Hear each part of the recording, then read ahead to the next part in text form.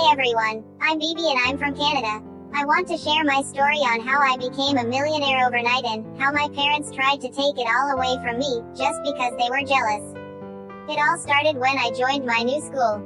I wasn't popular, because I dressed really casually unlike the other rich children who wore designers to school every day and never repeated a single cloth, and I didn't really do anything special, so I was just a normal girl who blended perfectly into the background. I'd always been a straight-A student and my favorite thing in the world was math. I don't mean to brag, but I'm really good at it. Being the smartest kid in my class wasn't hard at all, mostly because my class was full of spoiled brats who were not particularly smart. Well, not all of them were spoiled brats, and total dummies, because there was this girl, Jane, who was quite smart and was always competing with me, but for me, beating her highest score in every exam was a breeze. I never knew my love for math could do something that would change my life forever.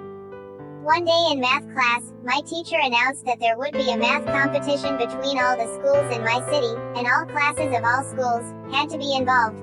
Saying my classmates were devastated would be an understatement because the looks on their faces were priceless. The only people who were excited were Jane and I, because we were the math geniuses in our class.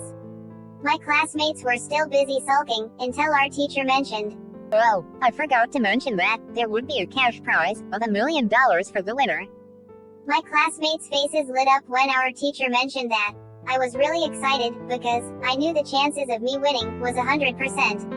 I was still daydreaming of what I would do with $1 million if I won. Then, I heard Jane say, "We all know I'm the smartest in this class, and that I'm going to win the competition, whether you like it or not."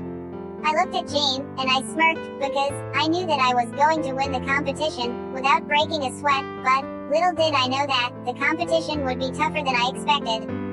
The competition was in 2 months, and I was studying really hard. A week later, our teacher came into the class, with a boy, and he said, "Hello, my name is Victor, and I'm a transfer student from Paris.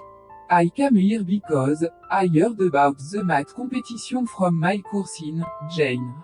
I want you all to watch out, because I am going to win the competition, because I am very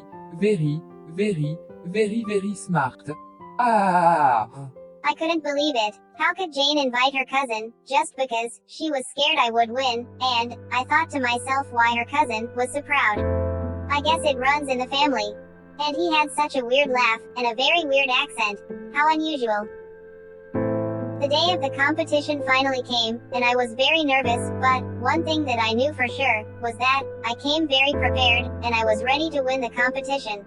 There were thousands of contestants from different schools, and I noticed Victor was nowhere in sight, but I saw Jane parading and smirking all over the place. The competition went well, but I wouldn't lie, it was very tough, tougher than I expected, but I was acing it. More competitors were losing, and the number of contestants were reducing quickly. Soon enough, I was the only one left in my group. I checked round and saw a boy, Victor, and 2 other girls from the rest of the groups. I guess we were the only ones left. Then the announcer mentioned, "So far on this maths competition, we have come down to the top 5 students, who are going to be competing tomorrow, and the top 2 students would battle for the trophy and the $1 million cash prize. Thank you all, and see you tomorrow." I was so excited to be part of the top 5 students.